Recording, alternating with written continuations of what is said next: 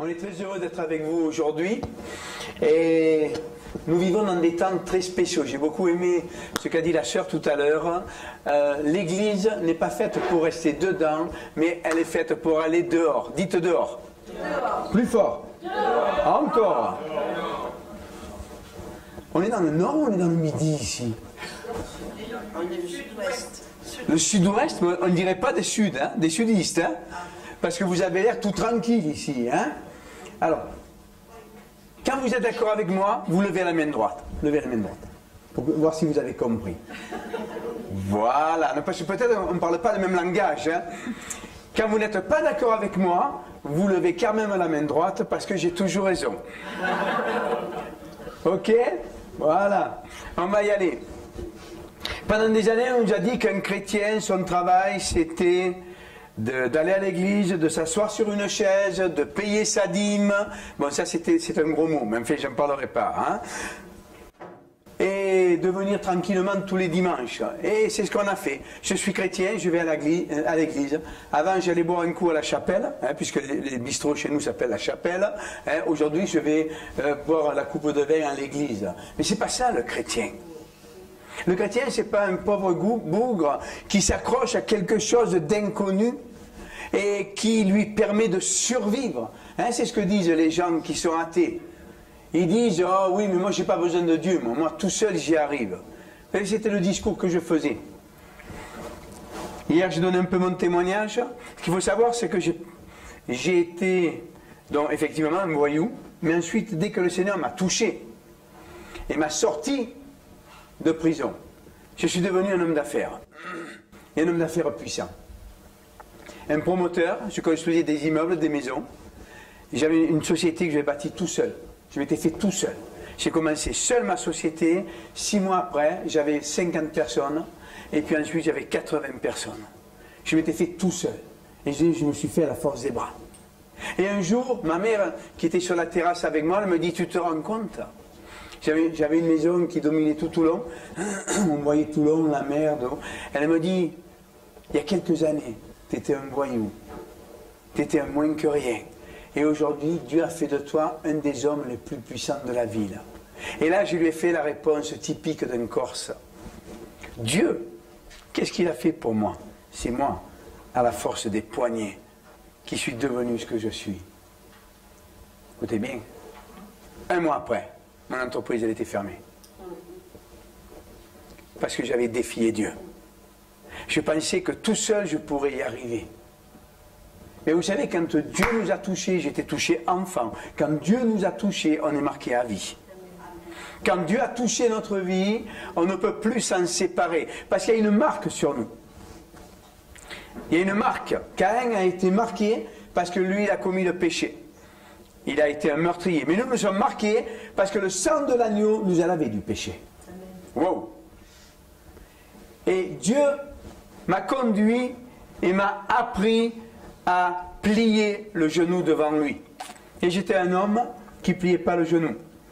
Chez les Corses, on nous enseigne qu'un homme, ça ne pleure pas. Un homme, ça ne montre pas ses sentiments.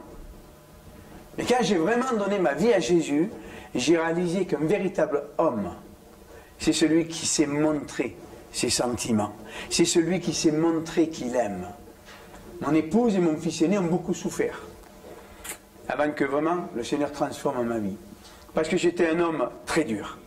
Je menais mon entreprise dans le bâtiment tout seul, d'une main de fer, et à la maison, mon foyer, je le tenais par une main de fer. Mais quand le Seigneur a transformé mon cœur, alors quelque chose s'est passé. Mon cœur de pierre est devenu un cœur de chair. Waouh! Je suis toujours étonné dans les églises. Les gens sont tristes, les gens n'ont plus de sentiments, les gens ne rient pas, les gens ne sourient pas. Et je vous regarde là, je me demande si je suis à un enterrement ou à une réunion. Allô, allô, est-ce qu'il y a quelqu'un?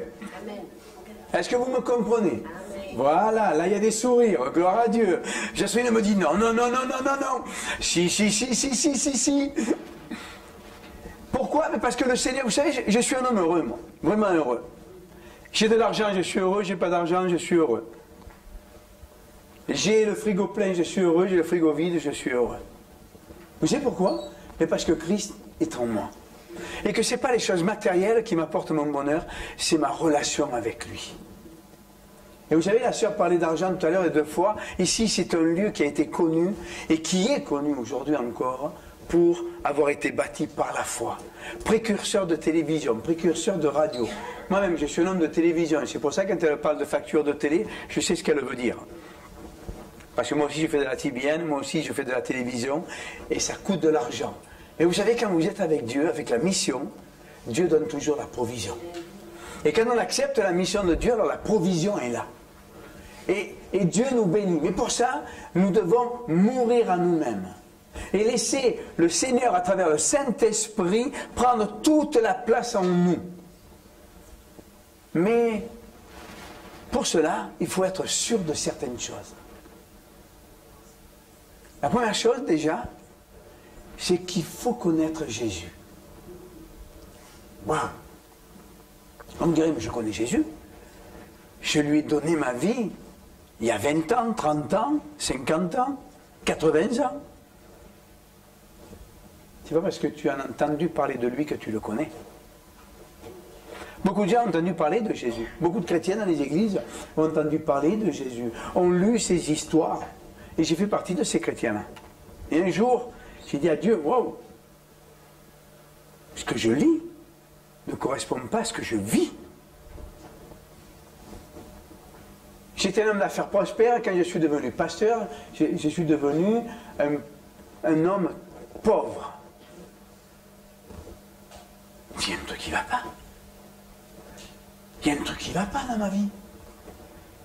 Dans le monde, tout me réussissait depuis que j'avais donné ma vie au Seigneur, il n'y a plus rien qui fonctionnait. Un truc qui ne va pas. Seigneur, parle-moi. Montre-moi pourquoi ça ne fonctionne pas. Vous savez pourquoi? Parce que j'avais changé d'identité et je ne m'en étais pas rendu compte. Dans le monde, j'étais quelqu'un, une personne déterminée avec un caractère, une manière d'être, de vivre, de penser. Mais quand je suis venu à Jésus, cet homme est mort. Et il a fallu que je trouve l'homme nouveau. Celui qui a été ressuscité. Hein? On parle de résurrection. On m'en parlait tout à l'heure de résurrection. Vous allez voir ce que ça veut dire, résurrection. Mais je fonctionnais dans mon entendement comme cet homme du passé. Mais je n'étais plus cet homme du passé. Je ne pouvais plus m'appuyer sur les choses sur lesquelles je m'appuyais avant. Il a fallu que j'apprenne qui je suis. Le message aujourd'hui, c'est demeurer en lui et soyez. On va prendre 1 Corinthiens 4:20. Pas 80, hein, 4.20. Ok? Est-ce que vous avez vos Bibles? Alors, on vient des réunions, on n'a pas de Bible. My God! Eh bien, dis donc, hein, 1 Corinthiens 4:20. Chapitre 4, verset 20. On parle beaucoup de l'Église, on parle beaucoup de... Et je crois à l'Église locale. Je suis un homme qui croit à l'Église locale. Hein. Sous mon autorité, j'ai plusieurs églises en France, j'en ai dans d'autres pays aussi. Il y a beaucoup d'échos là. Si vous pouvez baisser l'écho, il y a vraiment beaucoup d'échos. Merci. Voici ce que dit la parole. Car le royaume de Dieu ne consiste pas en parole, mais en puissance. Alors je voulais faire une petite parenthèse sur le royaume des cieux. On a pensé que l'Église était le royaume de Dieu. Ou le royaume des cieux, selon les versions que vous avez. C'est une erreur fondamentale. L'Église n'est pas le royaume des cieux. C'est une des 7 montagnes du royaume des cieux. C'est une partie du royaume des cieux. Et on a pensé que si tu voulais servir Dieu, tu devais passer par l'Église, dans l'Église, être sur une estrade. C'est faux. C'est faux.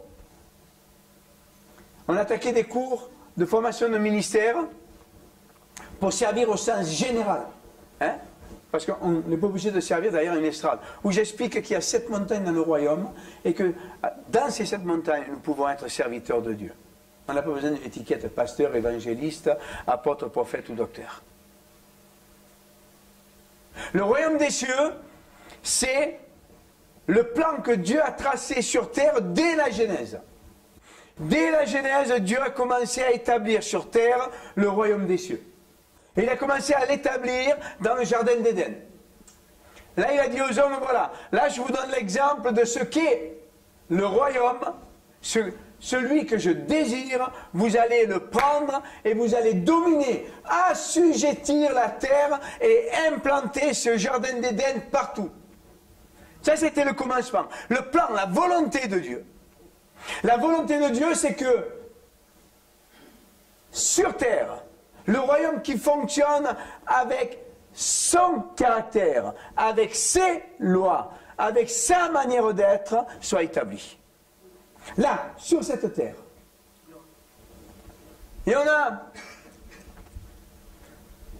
diminué le royaume de Dieu à l'église locale. Gloire à Dieu pour l'église locale. Je vous le dis, je vous le répète, je ne crois pas que l'on puisse vivre une foi de plénitude sans une église locale. Mais attention, je parle de véritable église locale. Je ne parle pas de club. Je parle d'une église qui est là pour changer le monde, changer son quartier, changer sa ville. Mais le royaume des cieux, ce n'est pas seulement des prédications, ce n'est pas seulement des mots, ce n'est pas seulement des paroles. Le royaume des cieux, il consiste en puissance. Si tu enlèves la puissance à Dieu, il n'est plus Dieu. Dites-moi Amen. Amen. Eh bien, dis donc.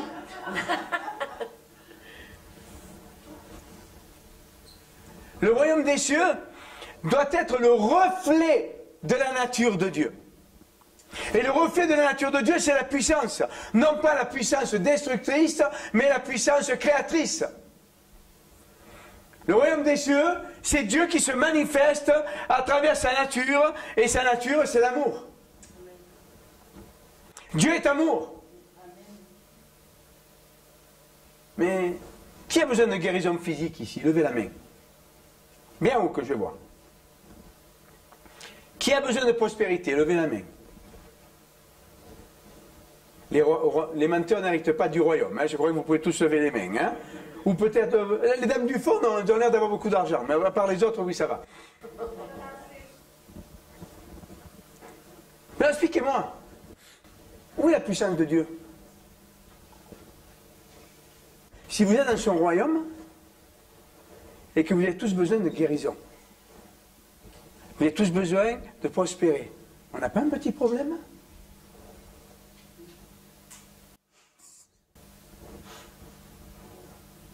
Est-ce qu'on n'a pas un petit problème quelque part? Si on est dans le royaume des cieux, où est la puissance du royaume? Oh oh! Où est la puissance du royaume?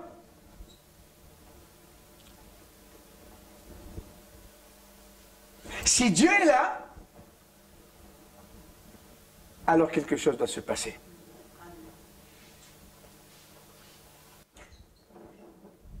J'ai du mal à comprendre pourquoi, quand on est chrétien, comme à l'église, rien ne se passe dans nos vies.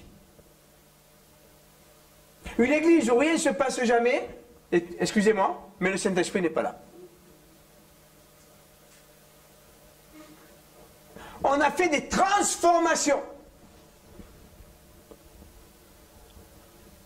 On a découvert le prophétique, et je suis un homme, j'ose pouvoir vous le dire, le prophétique, j'aime ça, banzai.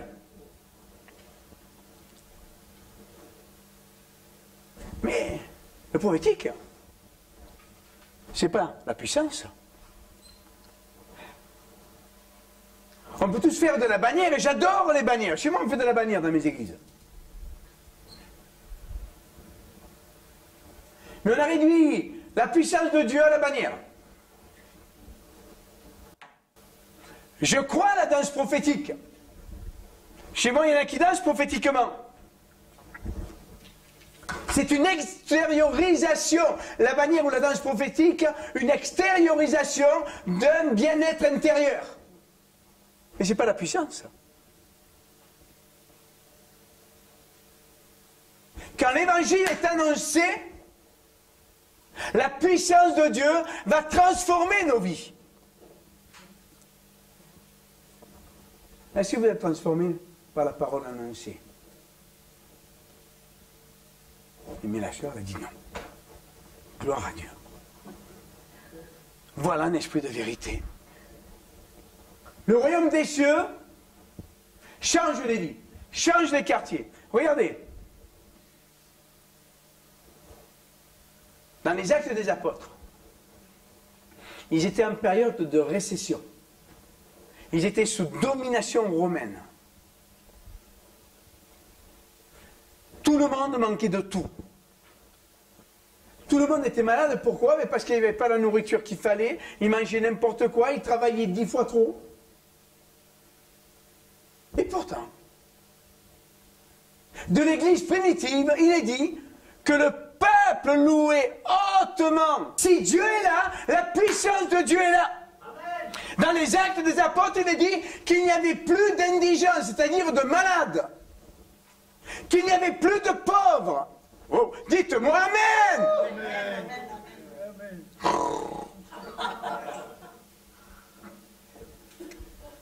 Waouh! L'Esprit de Dieu se manifestait. Il est écrit encore que quand les apôtres annonçaient l'Évangile, l'Esprit de Dieu, dites Esprit de Dieu, attesté par des signes, miracles et prodiges à la prédication. Est-ce qu'on vit ça aujourd'hui?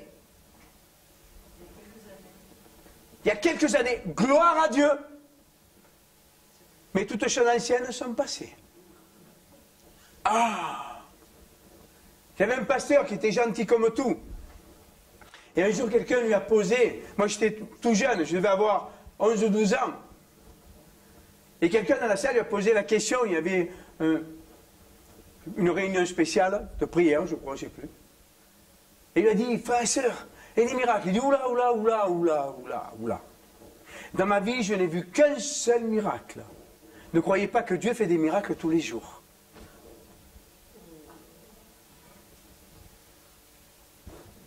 Et vous savez, on n'ose pas le dire. Mais c'est ce qu'on pense. C'est ce qu'on pense. Pourquoi? Parce qu'on ne le connaît pas. Parce qu'on ne connaît pas Jésus. Parce qu'on ne connaît pas Dieu le Père. Parce qu'on ne connaît pas le Saint-Esprit. La puissance de Dieu est liée par notre méconnaissance. C'est pour ça qu'il est écrit que le peuple meurt faute de connaissance. Non pas de connaissance littéraire. Vous savez, la Bible, j'ai dû la lire depuis mon jeune âge en entier. Hein? Peut-être 10, 12 fois. Mais c'est une connaissance littéraire. Est-ce que je la vis?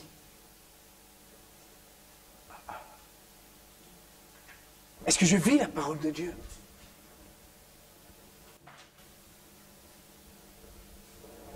Quand on voit dans la Bible, de la Genèse à l'Apocalypse, la manifestation de la puissance est permanente. Qu'est-ce qu'on trouve dans le corps de Christ aujourd'hui?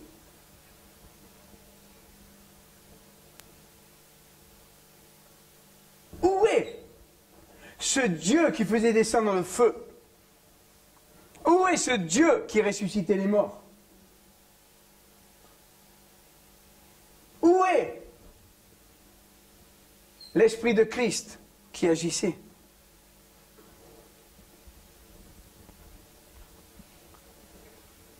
D'un mouvement de l'Esprit,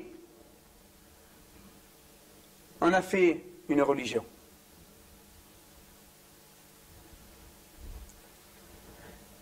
L'évangéliste Scott, qui pour moi d'ailleurs était un apôtre et pas un évangéliste,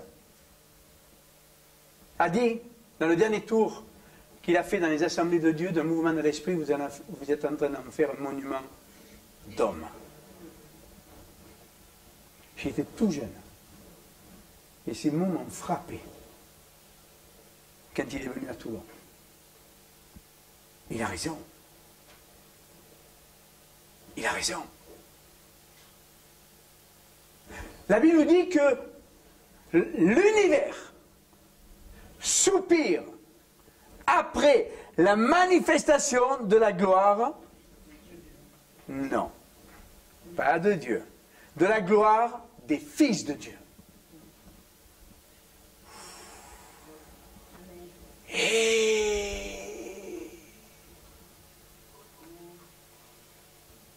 la manifestation de la gloire des fils de Dieu.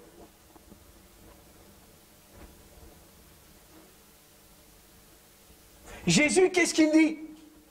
Père, je leur ai donné la gloire que tu m'as donnée. Comment se manifestait la gloire de Jésus? Il ressuscitait les morts, il levait les paralytiques, il chassait les démons. Cette gloire qui était à Dieu et qui est toujours à Dieu, il a donné à Jésus, qui Jésus nous l'a donnée. Où est-elle? Dans vos vies, où est-elle? Cette manifestation que vous devez manifester. Cette gloire que vous devez manifester. Il n'y a pas que les pasteurs qui peuvent guérir des malades. Des apôtres, des prophètes, des évangélistes, des enseignants. Hein? Voici les signes qui accompagneront ceux qui auront cru. Qui croit que Jésus est fils de Dieu? On va le voir tout à l'heure en détail. En mon nom, ils chasseront les démons. Ils parleront de nouvelles langues. Alors ça, on a saisi les nouvelles langues. Hein? Pas partout.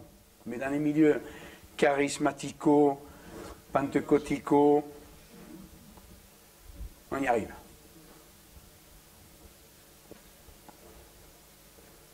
Ils imposeront les mêmes malades et les guériront.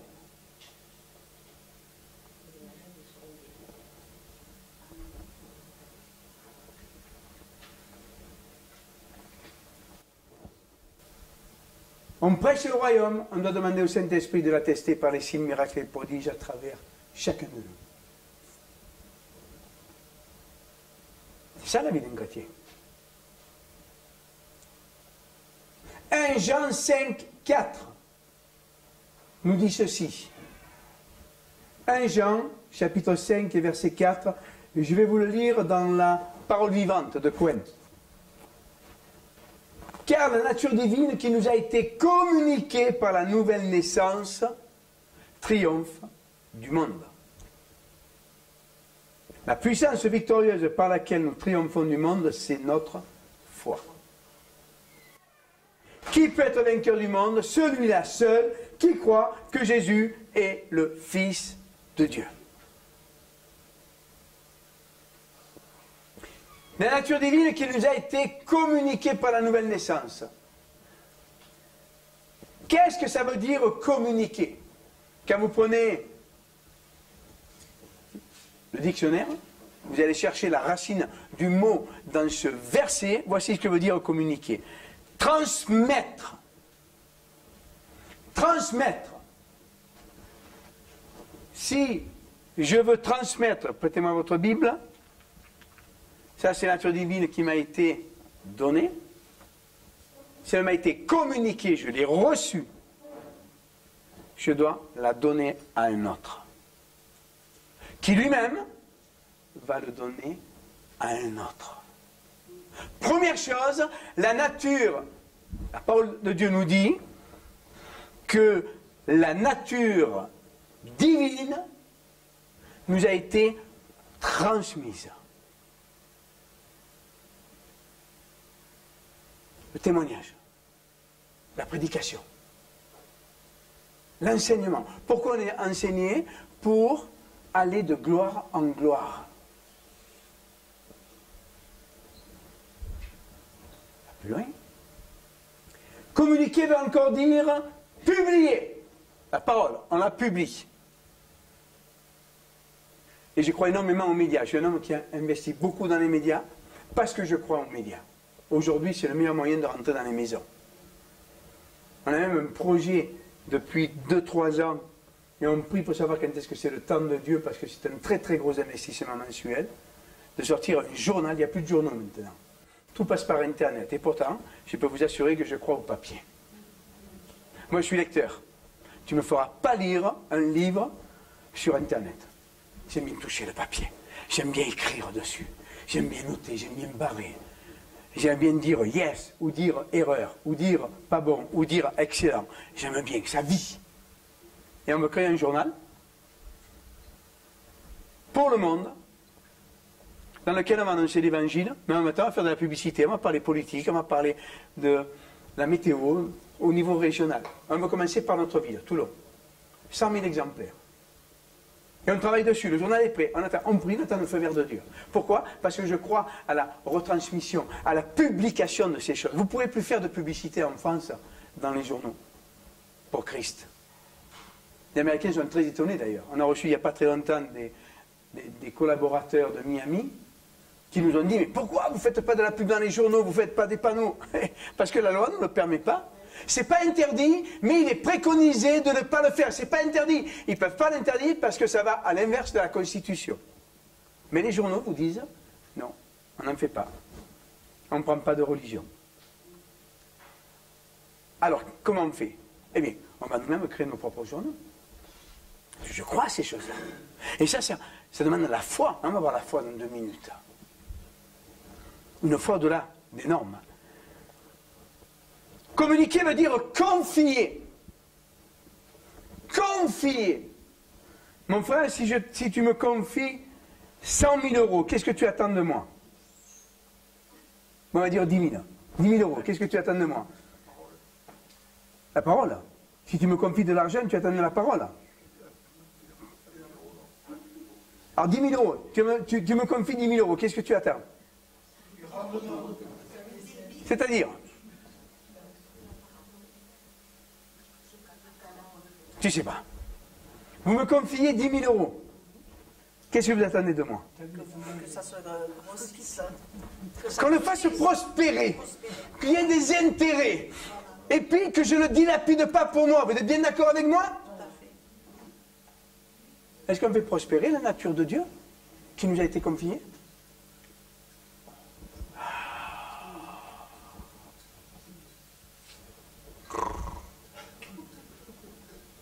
Est-ce qu'on a fait prospérer?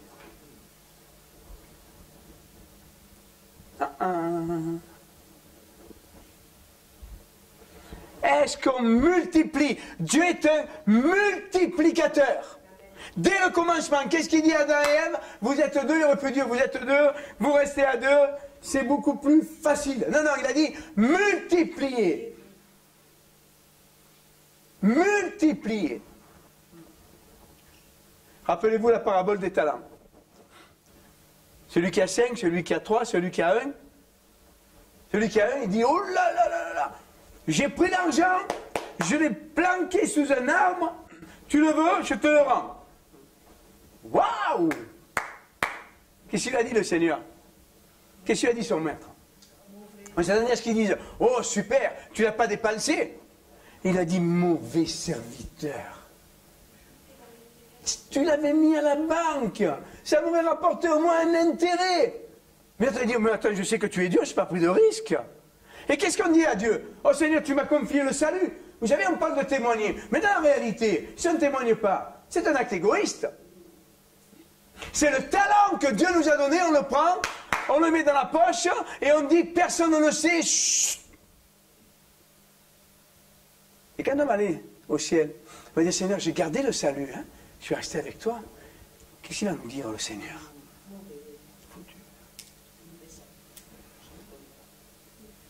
Celui qui avait les 5 talents et celui qui avait les 3, ils ont pris des risques. Avec Dieu, si tu veux marcher dans la foi, tu dois prendre des risques, mon gars. Tu dois prendre des risques. Ma soeur, vous n'avez pas pris de risques ici? Vous avez pris des risques. Vous? De vrais risques. Vous savez, les ministères qui se développent, on voit juste qu'ils ont. Mais pour avoir, ils ont joué tout ce qu'ils avaient. Et chaque jour, ils jouent tout ce qu'ils ont. Je suis tellement apôtre. Guillermo Maldonado, il y a quelque temps, il me disait, tu sais, fils, oui, je suis millionnaire. Mais tous les mois, je remets ma fortune en jeu pour le royaume de Dieu. On prend des risques pour faire avancer le royaume. Multiplier, c'est l'état d'esprit que doit avoir le chrétien. Dieu nous confie quelque chose, on doit le multiplier. On doit le passer à d'autres. Communiquer veut dire encore relier. Donnez-moi une Bible qui n'a pas des papiers dedans. Et donnez-moi un de mes livres. Un de mes livres, n'importe lequel. Un gros. Voilà. Ils sont reliés. On les fait fabriquer reliés.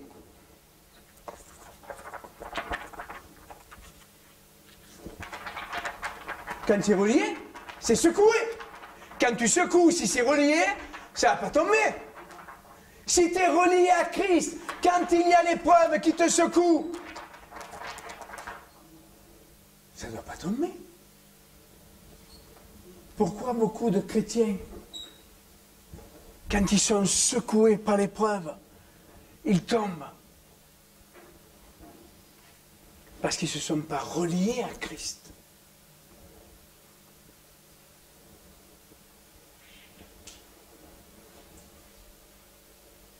Qui n'a pas d'épreuve ici? Tous. La Bible n'a jamais dit qu'on n'aura pas d'épreuve. La Bible dit que nous sortirons vainqueurs de l'épreuve. Mais l'épreuve, elle est là. La parole de Dieu nous dit que nous traverserons la vallée de l'ombre de la mort, mais nous n'y arrêtons pas, nous la traversons. Est-ce que vous me suivez? La nature divine qui nous a été communiquée nous relie à Christ. On est relié à la nature de Christ. Christ, il n'a jamais reculé sur sa mission. Il savait ce qu'il attendait. Les apôtres, mes amis de l'Église primitive, la nature qui leur a été communiquée, ils n'ont jamais reculé, pourtant ils ont vécu ce que personne d'autre a vécu. On les jetait au lion, ils sont tous morts, à part l'apôtre Jean, par de morts violentes, tous. Ils n'ont pas reculé. Les chrétiens de l'Église primitive, ils allaient dans l'arène en chantant. Qui a vu le film là, dernièrement qui est sorti sur l'apôtre Paul, il y a un an et demi, sur l'apôtre Paul, Paul, l'apôtre de Jésus-Christ? Levez la main ceux qui l'ont vu. Personne. Qui a vu Harry Potter? Moi je les ai tous vus. Dans ce film de l'apôtre Paul, c'est extraordinaire parce que vous voyez, c'est très historique, hein. Bon, tous les côtés miracles, tout ça a été enlevé, parce que c'est fait par un consortium qui ne croit pas, hein, au miracle. Mais peu importe, le film est très intéressant. Vous voyez que les chrétiens s'en vont dans l'arène en chantant. Ils gardent leur foi. Pourtant, ils servaient de torches vivantes dans les rues de Rome pour éclairer les rues. On brûlait les chrétiens. Et vous en aviez tous les X mètres. Et vous avez l'image, à un moment donné, vous voyez en prison tous les chrétiens qui sont là et qui sont dans la crainte et c'est normal, ils vont être jetés au lion. Et vous voyez une petite fille qui se faufile, qui se met devant et qui commence à chanter. Et les portes s'ouvrent. Et la petite fille se précipite dans l'arène en chantant. Ils étaient reliés à la nature divine. Beaucoup de chrétiens, je sais que ce n'est pas ici, hein, c'est dans le sud-est de la France. Quand il y a une épreuve, on relie tout. Ouais, Seigneur, je vais au culte tous les dimanches et regarde, aujourd'hui j'ai une épreuve. Il n'y a pas très longtemps, j'ai encore reçu un message, je crois que c'est hier, de quelqu'un qui m'a dit, j'ai dit, mais l'épreuve fait partie de la vie, ma sœur. Qui n'a pas eu d'épreuve?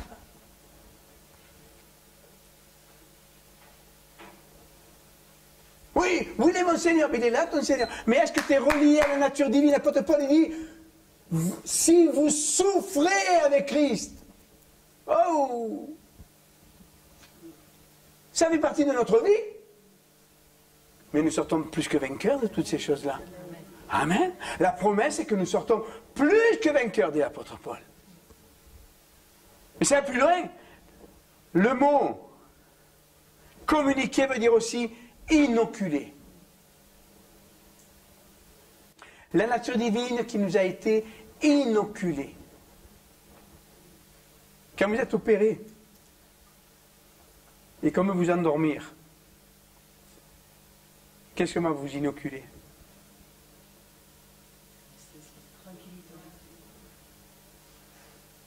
Un somnifère, un tranquillisant, comment ça s'appelle? Un machin truc. Hein? Un machin truc. Un machin truc. Et quand le machin truc il rentre en toi, ben tu prends le caractère de ce machin truc. Il est fait pour t'endormir, bon, tu t'endors. Pour ceux qui se droguaient, pardon.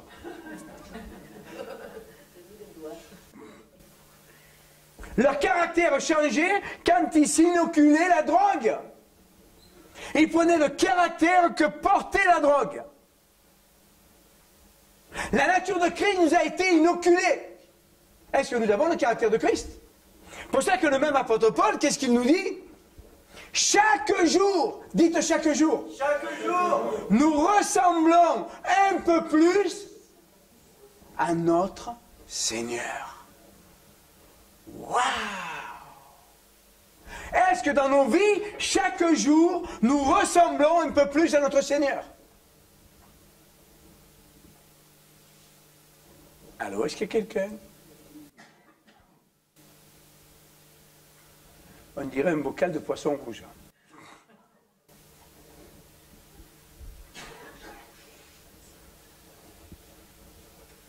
C'est ça le but.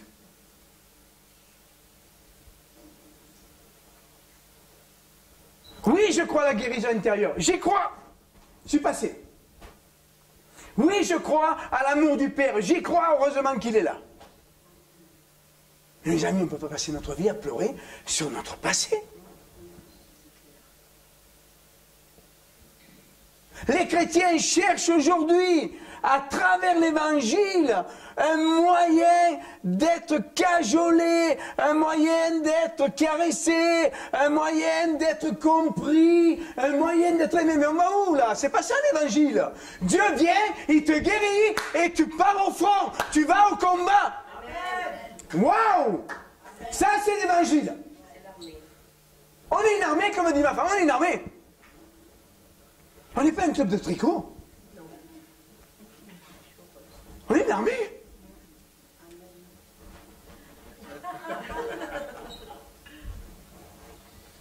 Est-ce que vous me comprenez?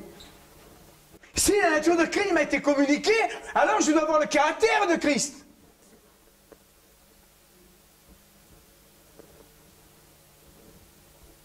C'est quoi le caractère de Christ? C'est quoi la nature de Christ? Qui peut me dire quelle est la nature de Christ? L'amour. Qui a parlé? L'amour. Oui, je l'attendais, j'ai tous les coups, on nous l'a dit. Ah ben, c'est la vérité. Mais oui, c'est la vérité vraie.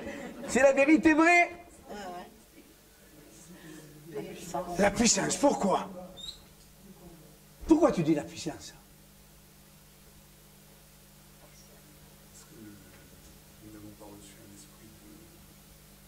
Oui, vas-y, vas-y.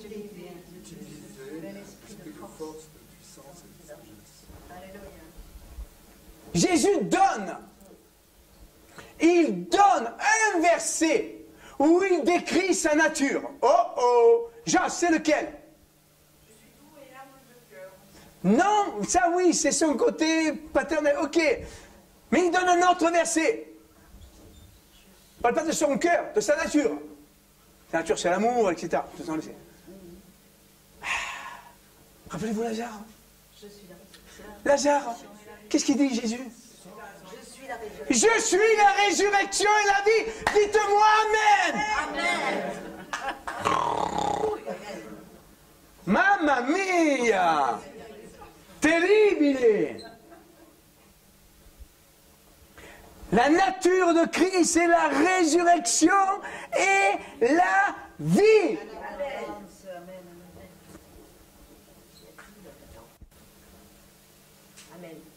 Ah mais dis donc, ça vous fait de l'effet. Vous me regardez comme des santibelli. Je me croirais dans la crèche, à Noël, les santons qui me regardent.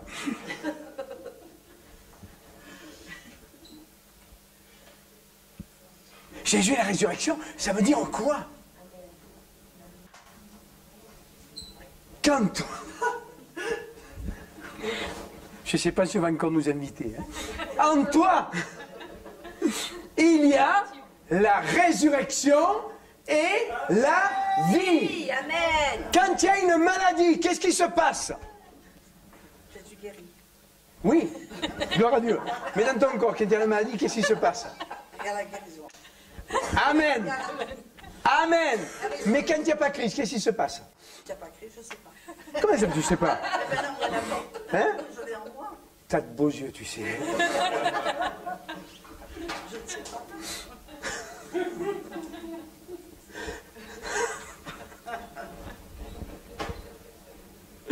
Là, j'ai vu boire un coup.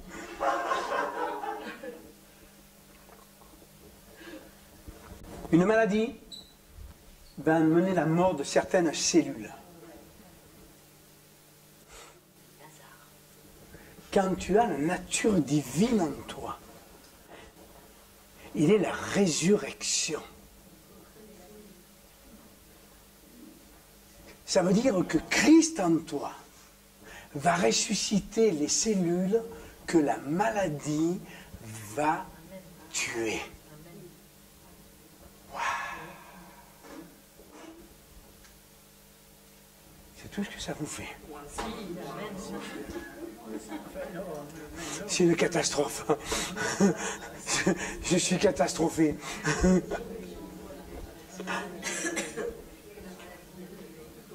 Jésus, my God. Korabakai baranai. Ne cherchez pas la traduction. Je continue, je ne m'arrête pas. Qu'est-ce qui se passait quand Jésus parle à Marie? Il lui dit, je suis la résurrection et la vie. Qui connaît l'histoire de Lazare? Levez la main. Qui la connaît bien? Levez la main, ce que je vois là. Pourquoi tu la lèves à moitié la main? Tu la connais ou tu la connais pas? T'es pas sûr, d'accord.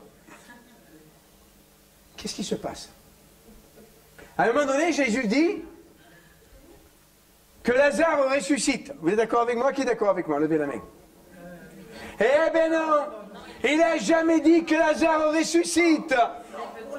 Oh là là là là! Bokarabayene. Il n'a jamais dit.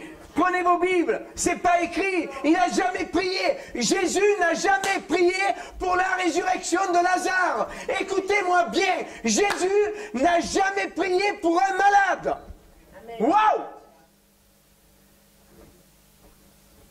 Il n'a jamais prié pour un malade. Prenez vos Bibles. Pour Lazare, il n'a jamais prié. Pourquoi? Parce qu'il était la résurrection et la vie. Et quand Jésus avançait vers Lazare qui était mort, la mort était obligée de reculer. Et plus Jésus avançait, et le corps se refaisait, et la maladie s'en allait, il y avait recréation. La mort ne peut pas résister devant le ressuscité. Dites-moi Amen. Jamais il a prié, mais il avançait, la mort disait, il est là, il est là, il est là, il est là. Et elle reculait. Et au fur et à mesure qu'elle reculait, la vie reprenait la place. Il y avait la recréation. Le sang est revenu dans le corps. Oh là là là là là là là là là là là là.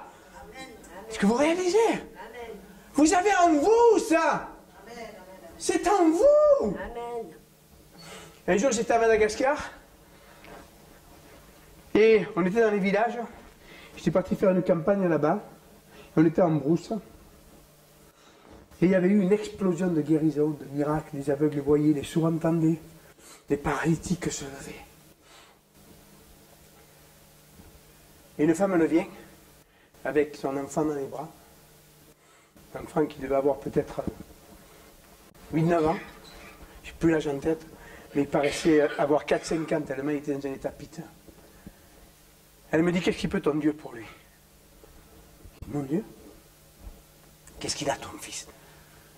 Mais qu'est-ce qu'il a? Tu vois pas qu'il est mort? Il est mort. Les sorciers n'ont rien pu faire. Qu'est-ce que toi tu peux faire? Oh, j'ai dit moi, rien.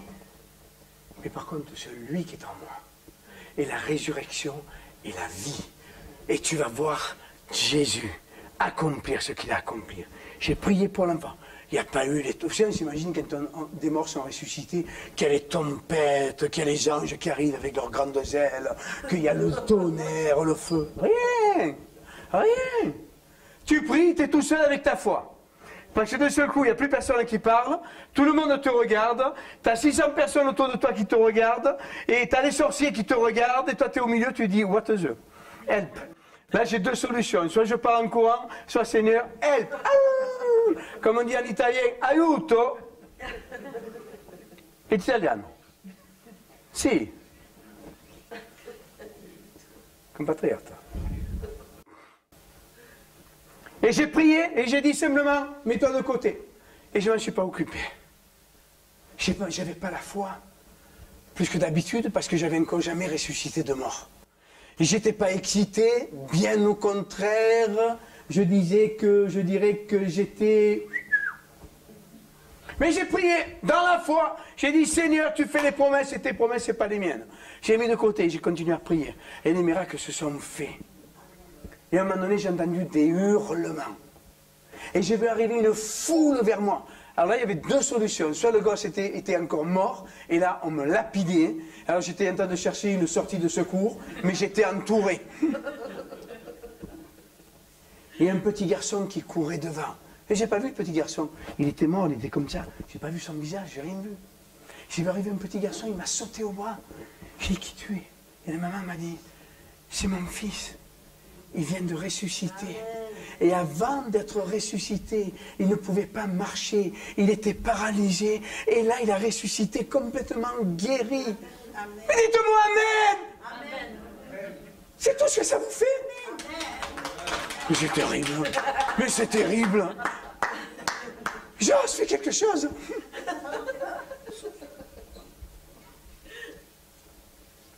Vous voyez ce qui s'est passé?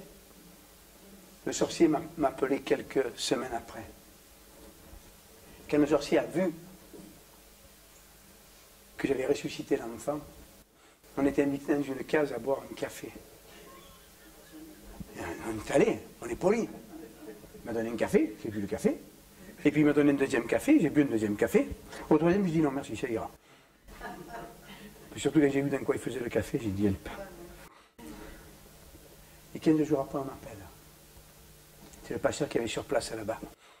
Il me dit, prophète, je vais vous passer quelqu'un parce que ça fait une semaine qu'il me bassine.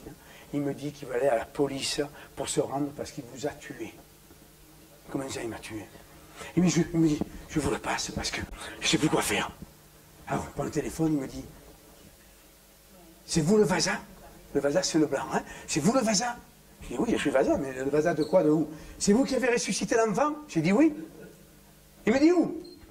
Alors je lui dis, à tel endroit, je n'ai plus le nom du village, à tel endroit, on passe par là, on passe un pont, un machin, un truc, un village. Et là, il se met à pleurer. Il me dit, je vous ai tué. J'ai dit, ben non, non, non, jusqu'à preuve du contraire, non. Il me dit, je vous ai donné un café empoisonné. Vous auriez dû tomber. Mais vous n'avez pas bougé. Alors je vous en ai donné un deuxième. J'ai dit, là, il va, one again. Eh bien, rien du tout. C'est pas possible. Mais j'ai dit, tu sais, la Bible dit que nous boirons des breuvages mortels, ils ne nous feront aucun mal.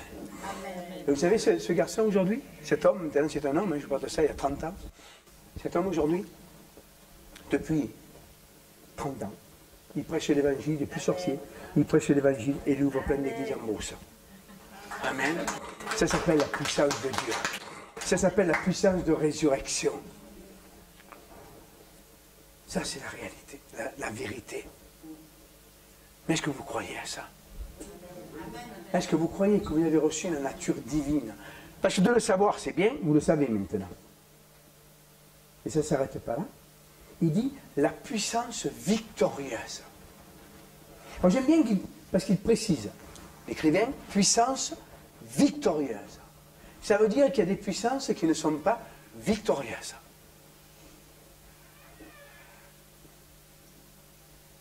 Alors que la puissance de Dieu, elle, est victorieuse. La puissance du diable, le diable a une puissance. Ne vous y trompez pas.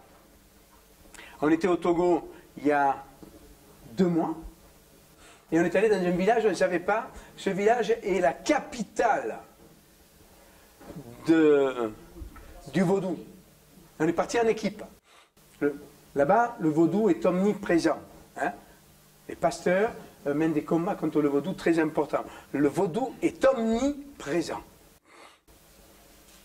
On est allé là-bas, dans un village, dans la capitale du vaudou, et il y avait une réunion, et un pasteur qui nous a rencontrés, qui est venu assister à la formation. J'ai formé 80 pasteurs sur place, et un des pasteurs qui a 600 églises, là-bas, sur le Togo, est venu, il a été touché, il m'a dit, est-ce que vous pouvez venir dimanche après-midi, il y a une remise de diplôme, est-ce que vous pouvez venir, parce que j'ai une école de disciples, et je voudrais que vous veniez. J'ai dit, ok. On est parti là-bas. On était là installé depuis 2-3 minutes, il est rentré un homme qu'on nous a présenté comme un pasteur, comme quoi le peuple meurt faute de connaissance. Il avait des signes kabbalistiques sur son chapeau, partout. Il avait une bague en or, c'était un scarabée. Le scarabée, il faut savoir que c'est vraiment l'effigie du vaudou.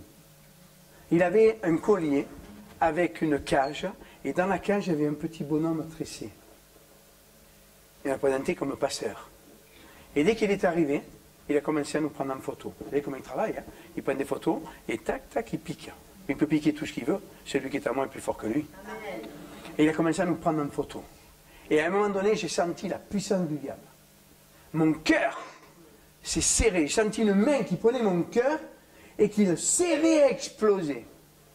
Et là, dans l'esprit, je lui ai parlé. Je lui ai dit, arrête ou l'épée va se retourner contre toi. Car celui qui est en moi est plus fort que toi. J'avais l'équipe d'intercession. Partout, vous savez, ils viennent. Aujourd'hui, ils se mettent au service. Mais en même temps, ils intercèdent. Je ne me déplace jamais sans intercesseur. J'ai toujours 2 intercesseurs avec moi. Tout le temps. Avec mon épouse, on est toujours accompagné d'intercesseurs. N'importe où on va. Parce que chaque réunion est un combat spirituel. Là, vous n'êtes pas beaucoup. Mais s'il y en a un de vous qui est changé, je dis gloire à Dieu. Si personne n'est changé, moi j'ai fait mon boulot sur votre problème. Mais il y a un combat spirituel. C'est pas parce que tu prêches devant 10 000 personnes qu'il y a un combat spirituel seulement. Il y a toujours un combat spirituel. Parce que le diable ne peut pas une personne changer. Il peut changer toute une vie. Les apôtres, ils étaient 12. En tout, ils étaient 120 à la Pentecôte. Ils ont changé le monde. Et là, il s'est arrêté de suite, il a rangé le téléphone, il a regardé. Et là, la puissance de Dieu est descendue. Il m'a donné la parole. Il y a eu des... Vous savez, le vaudou attaque le cœur. Il y a énormément de jeunes cardiaques. On a eu peut-être 20, 30, 40, je ne sais pas.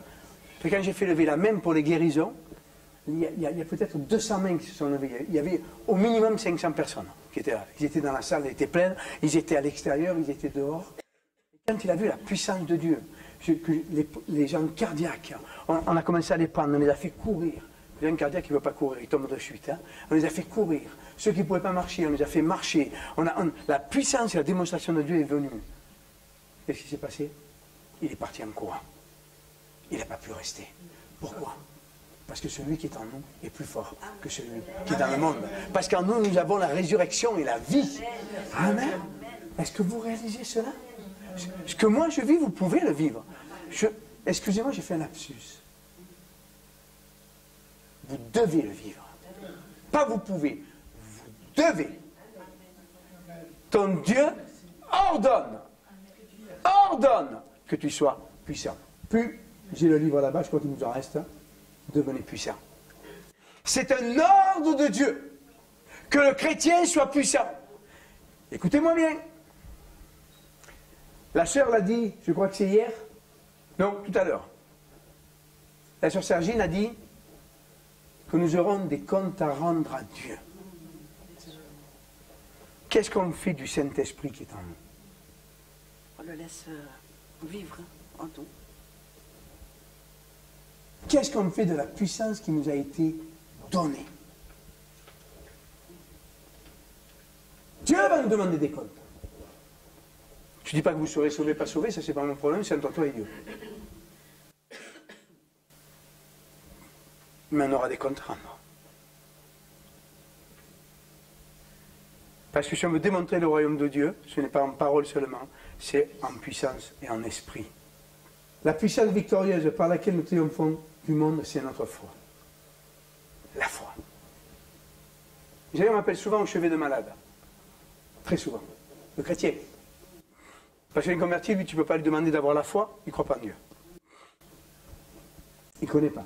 Mais le chrétien, il est censé connaître la parole de Dieu et marcher dans la foi. Rappelez-vous ce que dit la parole, nul ne peut plaire à Dieu sans la foi.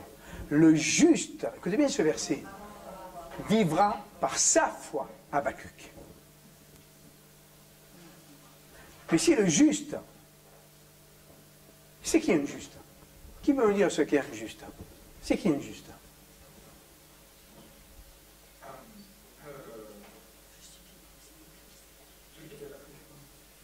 Non. C'est qui un juste? Celui qui a Christ en lui, celui qui est devenu une nouvelle créature. C'est celui qui a accepté Jésus comme Seigneur et Sauveur. Celui qui s'est fait baptiser, c'est celui-là qui est juste. Alors, est-ce qu'il y a quelqu'un, vous me suivez? Injuste. On est tous justes, pas par nos œuvres, mais parce qu'on a accepté Jésus comme Seigneur et Sauveur, et donc au travers de son sacrifice à la croix, nous devenons justes. Donc c'est chacun de nous qui sommes justes. Le juste vivra par sa foi. Habakkuk, et dans, je crois que c'est hébreu, le juste vivra par la foi. Ok? Ça veut dire que le juste qui n'a pas la foi, il reste juste. Mais s'il n'a pas la foi, il ne vivra pas. Donc il mourra.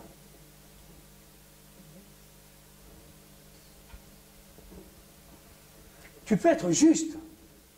Souvent, je pose la question au Seigneur, pourquoi il est mort? Il t'aimait. Seigneur, il croyait que tu allais le guérir. Et ça, c'est ce qui trompe, parce qu'il n'y a pas d'enseignement. Vous savez, j'enseigne la foi depuis 30 ans. Et au début, j'ai pris tellement de raccourcis dans la foi, que j'ai fait des déçus de la foi, que j'ai mal enseigné la foi. Pourquoi? Parce que j'ai enseigné le résultat. J'ai pris le commencement et j'ai pris la fin. Mais au milieu, j'ai oublié d'expliquer, jusqu'à ce que Dieu me parle. Je dois écrire un livre sur la foi. J'en ai écrit un, je l'ai pris, je l'ai déchiré. Il dit, dangereux. Je devrais écrire mon livre sur la foi. La foi, c'est un contexte de vie. La foi, c'est pas quand tu prends, je parle en tant que chrétien, je veux bien le redire, quand tu prends dans l'épreuve un verset, tu dis, ouais, il est écrit, je reçois. C'est pas ça la foi. C'est pas ça la foi. La foi, tu vis, tu marches, tu respires dans la foi. C'est un mode de pensée. Écoutez-moi bien, je vais vous donner un exemple. Beaucoup de gens, qu'est-ce qu'ils disent? Ah Seigneur, je voudrais te payer ma dîme, mais je ne peux pas. Parce que je suis au chômage. Parce que j'ai un petit salaire. Parce que j'ai une famille. Hein, on connaît tout ça.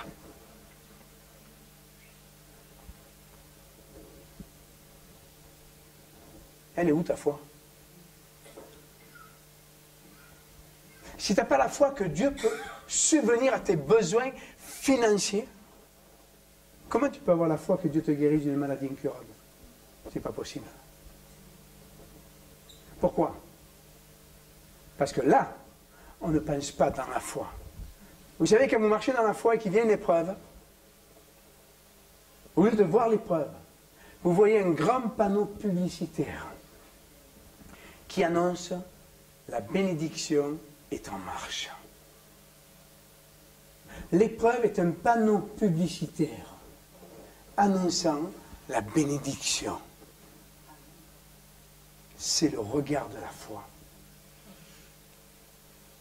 La foi, c'est ne pas marcher selon la réalité des choses. Waouh! Quand tu vas voir le docteur et qu'il te dit, vous avez un cancer, votre maladie est incurable, vous allez mourir. C'est une réalité. C'est une... Si. Laisse-moi finir. C'est une réalité. Maintenant, il peut y avoir des erreurs, on est bien d'accord. Mais c'est une réalité. C'est une réalité. Mais ce n'est pas la vérité. La vérité, c'est quoi? C'est les promesses de Jésus. Jésus dit, je suis le chemin, la réalité et la vie. Je suis le chemin, la vérité et la vie. Quelle différence! La réalité, ce que tu ressens, c'est ce qu'on t'annonce, c'est ce qu'on te dit. La vérité, c'est les promesses de la parole de Dieu. Jésus dit, je suis le chemin qui te conduit à la vérité. Et si tu marches dans la vérité, alors je te conduis à la vie. Amen. Wouh! Et qu'est-ce qu'on dit, nous? Ah là là, je crois que Dieu va me guérir. C'est ce qu'on dit. Je crois que Dieu va me guérir. Je ne suis pas ici, c'est dans le sud-est. Hein. Je crois que Dieu me guérit, mais je vais quand même appeler mon assurance vie, monter un peu le plafond, que, au cas où je meurs, que ma famille elle puisse savoir ce qu'il faut. Mais je prépare déjà mon enterrement, parce que je vais choisir mon cercueil et payer mon enterrement, que je ne veux pas que mes enfants aient ce poids. C'est ce que font la plupart des chrétiens. Mais est-ce qu'il y a la foi là?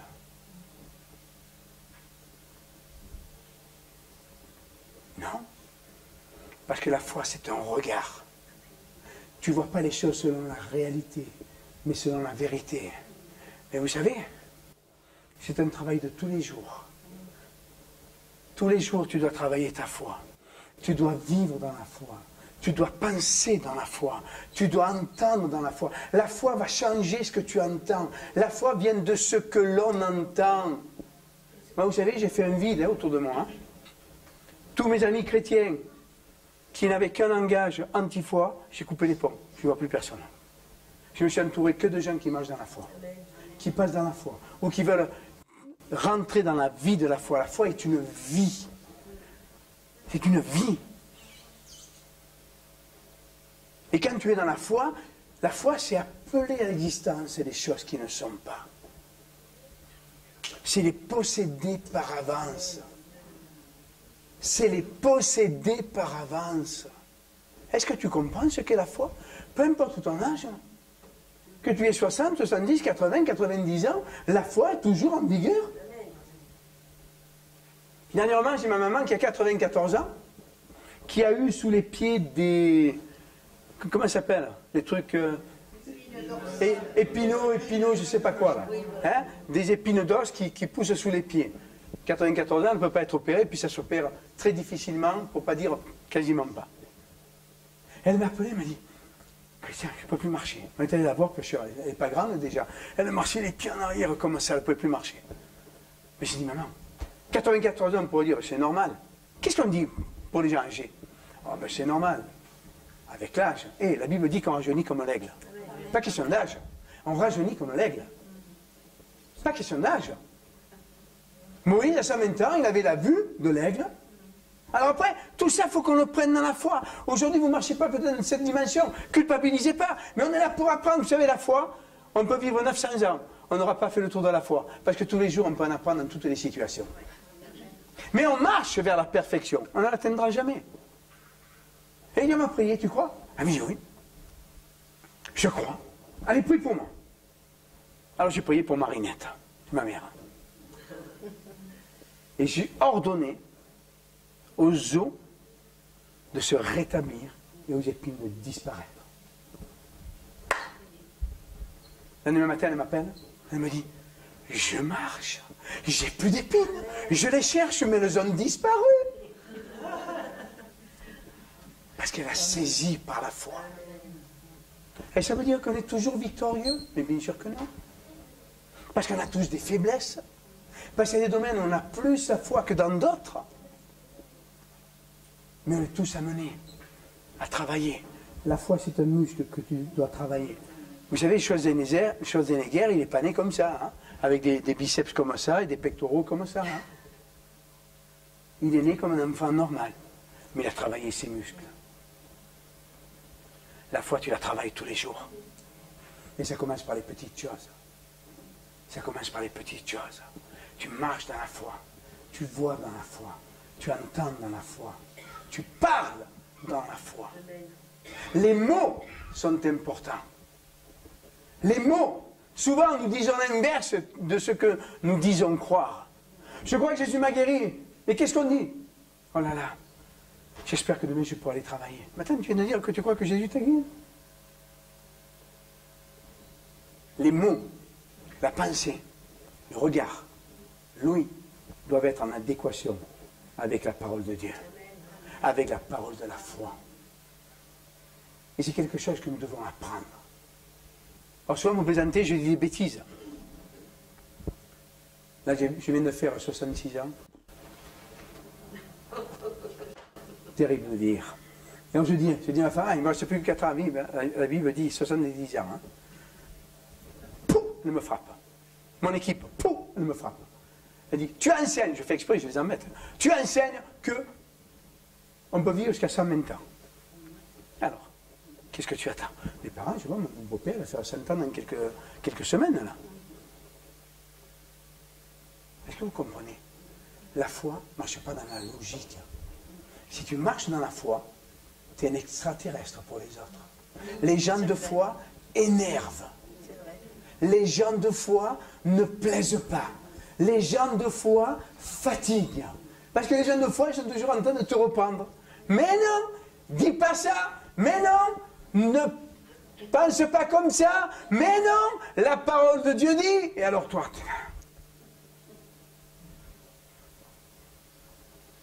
et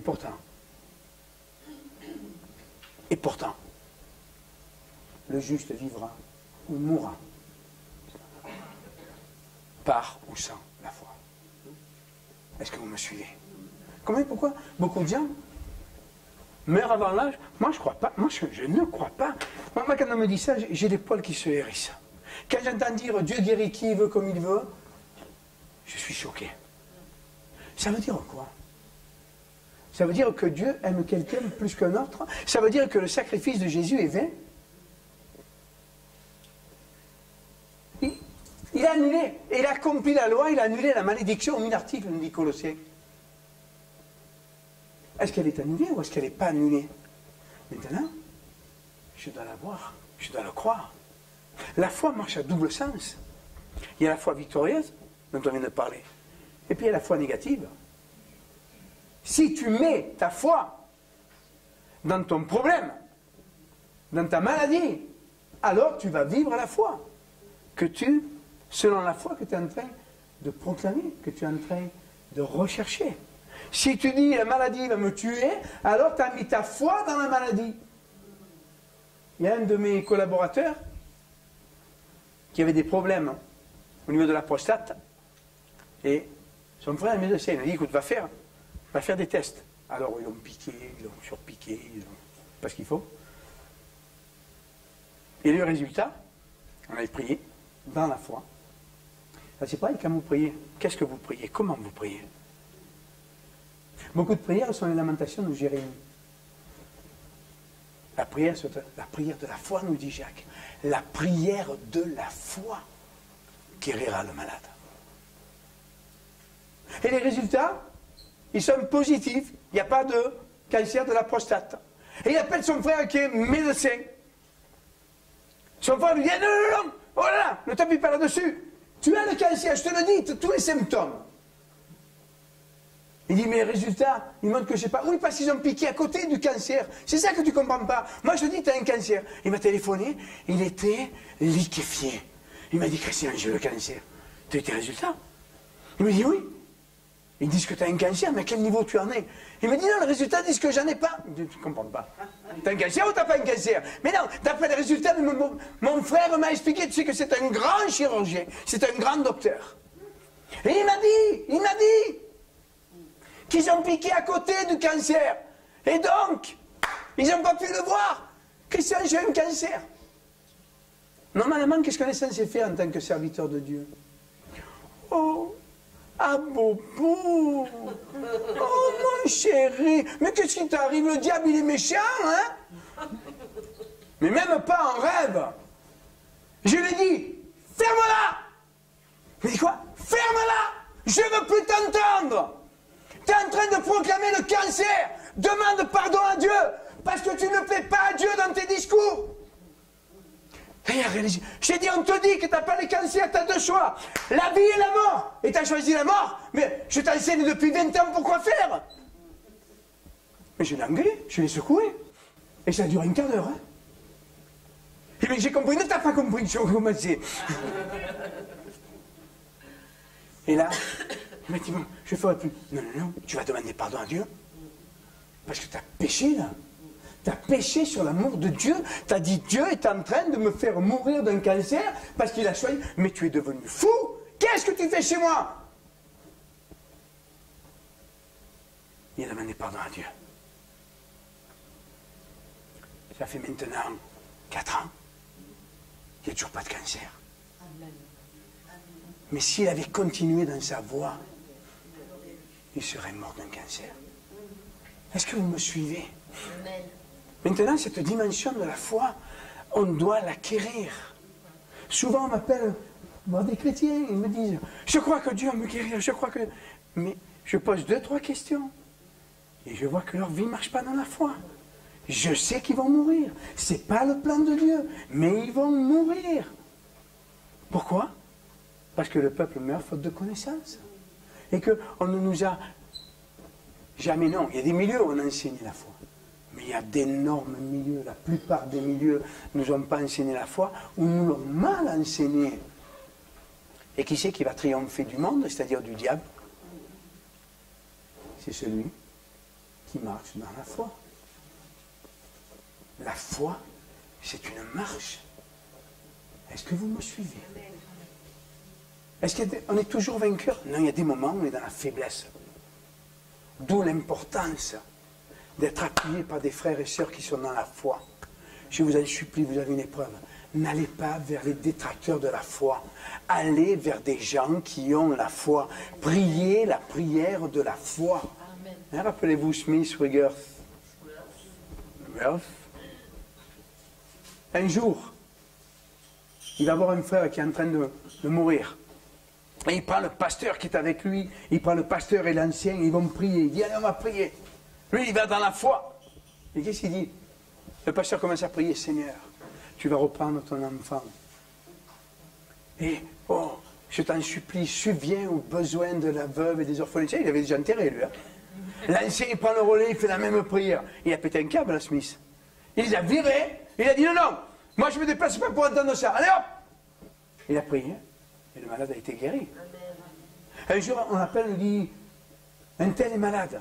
Autant qu'il se déplace, c'est pas comme aujourd'hui, tu prends l'avion, 2 heures après, tu es ici, là, il fallait du temps, mais après le bateau et tout est arrivé. Et quand il arrive à la maison de la personne qui était malade, sa femme était devant la porte.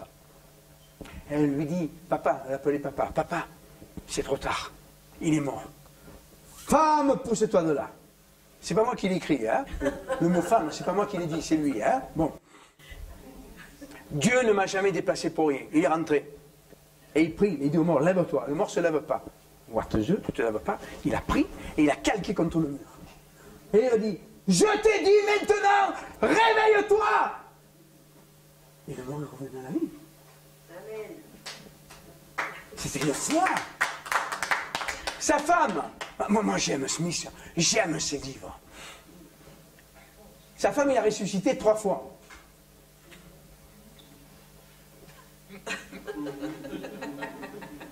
Je ne connais pas beaucoup de maris qui auraient ressuscité leur femme 3 fois. Hein. La 3e fois, elle a dit, papa, écoute, laisse-moi partir, j'en peux plus. Laisse-moi partir, je veux aller au ciel. Il a dit, bon, mais si c'est ta volonté, vas-y, hein. Mais t'es vivante, hein. Non, non, laissez-moi partir. Elle est partie. Mes amis, l'apôtre Paul, il dit, imitez ceux qui, par la foi, se sont saisis des bénédictions. Vous savez, moi, je suis accro de tous ces gens de foi. Vous savez, quand j'ai été invité à venir ici, j'étais excité comme un gamin. Parce que je venais dans un lieu où j'avais toujours entendu parler de la foi. J'avais toujours entendu dire, c'est des gens de foi. Ils font de la télé, ils font de la radio, ils ont des chapiteaux, ils ont acheté une grande propriété sans argent. Leur histoire, je la connais. Je ne les connais pas eux, mais je connais leur histoire. J'étais excité, j'ai dit, waouh! Imitez ceux. Hein? Tous les gens. Mon premier mentor, ça a été Kenneth Hagin. Et puis Kenneth Copeland. Et puis T.L. Osborne. Et puis, comment il s'appelle, celui qui a une maison de prière? Je ne me rappelle jamais le nom. Oral Robert. Je suis allé visiter toutes leurs œuvres, je suis allé là-dessus ça. Et puis, ensuite, j'ai continué. Catherine Kuhlman. Et puis, Bénigne. Et puis, après, on est d'accord, pas d'accord avec les ministères, on s'en fout. Moi, ce que je vois, c'est les fruits, les résultats. Hein, on parle dans les polémiques, ah oui, mais lui, c'est ici, on s'en fout. Moi, je vois qu'il y a du résultat. Après, c'est eux qui rendent des comptes à Dieu pour ce qu'ils font ou ne font pas. Hein? Et quand j'ai rencontré mon apôtre, l'apôtre Maldonado, il a bâti son église. Alors, c'est les États-Unis, hein, c'est pas chez nous. 120, il a payé son église 250 millions de dollars. Sans un sou. Tout par la foi, dans la foi. Mais moi, ces gens-là, quand j'entends des pasteurs, ils ont 3 pelés, 2 tondus dans leur église, et qui sont des détracteurs de la foi, vous voulez que moi je suive ces gens-là, mais même pas en rêve. Même pas en rêve. Moi, je veux imiter ceux qui ont réussi. Dieu est un Dieu de réussite. Dites réussite. Encore. Encore. Oh yes, Dieu est un Dieu de réussite. Waouh. Et en plus, j'ai écrit un merveilleux livre qui s'appelle « Comment réussir ». Oser réussir, on ne me rappelle plus. Oser réussir. Ah oui, oser réussir. Ouais, c'est la série des osés. Et d'ailleurs, qui veut prospérer? Oh. Les menteurs n'héritent pas du royaume. J'ai écrit un autre merveilleux livre qui s'appelle « Oser prospérer ». Où je démystifie. Je fais la différence entre l'évangile de prospérité et la prospérité de l'évangile, qui sont 2 choses différentes. Amen. Mais mes amis, vous savez, je vais être indiscret avec vous tous. Combien d'années de conversion? À la louche. 34. Allô? Combien d'années de conversion? C'est tout récent. Gloire à Dieu. 2 ans et demi. Voilà pourquoi tu ne peux pas répondre à mes questions. Tu aurais dû le dire avant. 4 ans? 87. Donc ça fait 30 ans. 32 ans. Tu as toujours été, toi. Combien? 50 ans? J'étais condamnée par les médecins. Tu es née chrétienne? Quasiment. Tu es née chrétienne. Tu as un drôle d'accent, tu es d'ici? Oui? Ah ouais? Pas converti encore. Yes! Vous allez goûter à Jésus. Combien d'années de conversion? 30 ans? Et 29. Mais laisse-la répondre, pourquoi tu réponds pour elle?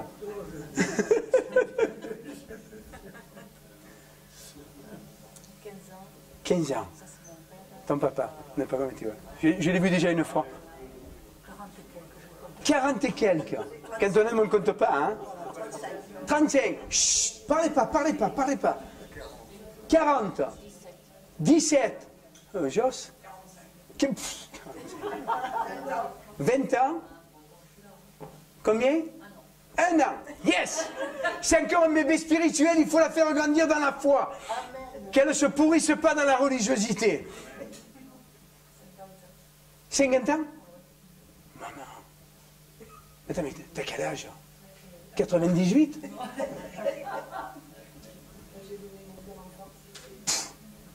Enfin, ça c'est merveilleux ça. Mes amis, vous êtes la plupart des dinosaures de l'évangile.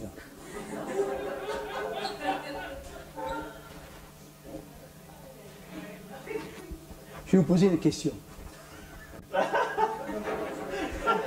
Vous n'êtes pas obligé de répondre. Mais il est conseillé de répondre. Vous n'êtes pas obligé de répondre. Qu'est-ce que vous vivez avec Dieu?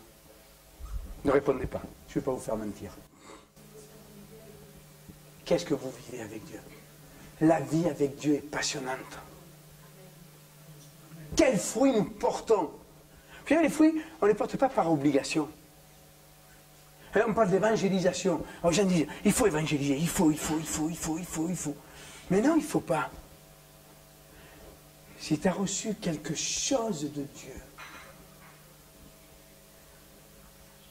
tu vas pouvoir. Tu n'as qu'un désir, c'est le donner. Si Jésus il a changé ta vie, tu n'as qu'un désir, c'est partager avec les autres. Vous savez, si vous m'invitez au restaurant, c'est un appel.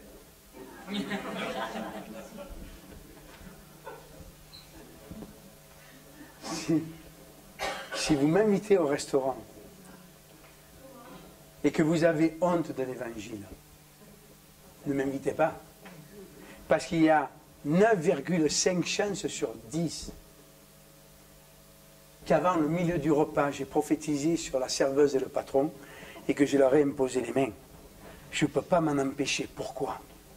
Parce que ce qu'il y a en moi brûle. Vous savez d'où il est venu me chercher? J'étais proxénète, il est venu me prendre, il a fait de moi un serviteur de Dieu. Toute la vie que j'ai depuis l'âge de 30 ans, mon père, mon grand-père, mon arrière-grand-père sont morts à l'âge de 30 ans, tués parce que c'était des mafioses. Moi, j'ai le double. Mon père avait 30 ans, 33 ans il avait. Donc j'ai le double, 66. Je suis toujours vivant et je compte vivre encore un paquet d'années. Et là, je ne vais pas être reconnaissant. C'est ça le témoignage. Tu as quelque chose à partager. Si tu es dans une religion, mon ami, tu n'as rien à partager. Alors, témoigner est compliqué, parce que tu n'as rien à partager qu'une religion. Les religions déclenchent les guerres.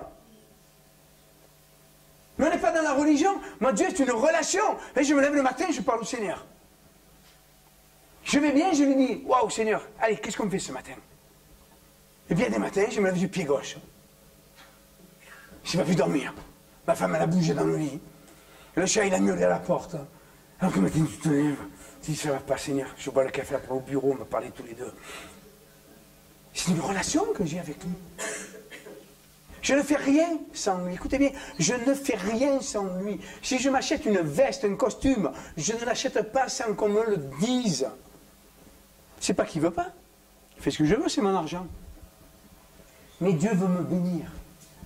Et vous savez, la difficulté, c'est de connaître le cœur de Dieu. On connaît Dieu à travers une religion. Pourquoi notre foi n'est pas appuyée? Pourquoi quand les gens sont malades, ils disent, est-ce que je vais être guéri? Est-ce que je ne vais pas? Est-ce qu'il veut? Est-ce qu'il ne veut pas? Est-ce que je mérite? Ça aussi, ça, j'ai horreur de ça. Est-ce qu'il ne mérite pas? Est-ce que je ne mérite pas? On est dans la confusion. Pourquoi? Parce qu'on ne connaît pas le cœur. Si tu connais le cœur, tu sais que son cœur, c'est l'amour. Dieu nous aime. Et Jésus nous aime. Et quand vous marchez dans cette dimension, il n'y a même pas besoin qu'on prie pour toi. Il y a des moments où tu es au fond d'un trou, tu as une grosse épreuve. On va t'aider, on va prier pour toi. Et je dis gloire à Dieu, c'est là où il y a l'unité de la foi. Et il y a des moments, les épreuves qui nous font mal. Vous savez, quand notre fille Manon, on nous a dit qu'elle mourrait, que ce serait un légume toute sa vie, genre c'est là. Vous ne pensez pas qu'on ne s'est pas effondré? Bien sûr. Mais vous savez, pour ma fille Manon, j'ai jamais prié. J'ai prophétisé. Il y avait des multitudes qui priaient. On a fait l'unité, elle a fait l'unité maintenant. Catholique, protestant, évangélique, pentecôtiste, pas pentecôtiste, baptiste, pas baptiste. Tout le monde a prié pour elle. Elle a fait une vraie unité. Mais toutes les nuits, moi, sur le berceau, je prophétisais la parole de Dieu. Et je refusais. On nous disait, soit elle va mourir, soit elle sera un légume, soit elle ne pourra rien faire parce que son cerveau ne va pas. Et j'ai refusé. Son cerveau ne va pas. Elle a écrit 4 livres. Puis, il y a un de ces livres ici. 4 livres. Mais des livres de 450 à 600 pages. Hein. Des fois, elle me les donne, elle me dit, papa, tu veux le lire? 600 pages. Tu ne peux pas me les donner chapitre par chapitre, ce serait plus facile pour moi. Mais on a prophétisé. Parce que je n'avais pas la connaissance d'aujourd'hui. Mais cette épreuve m'a appris à comprendre Dieu. M'a appris à connaître Dieu.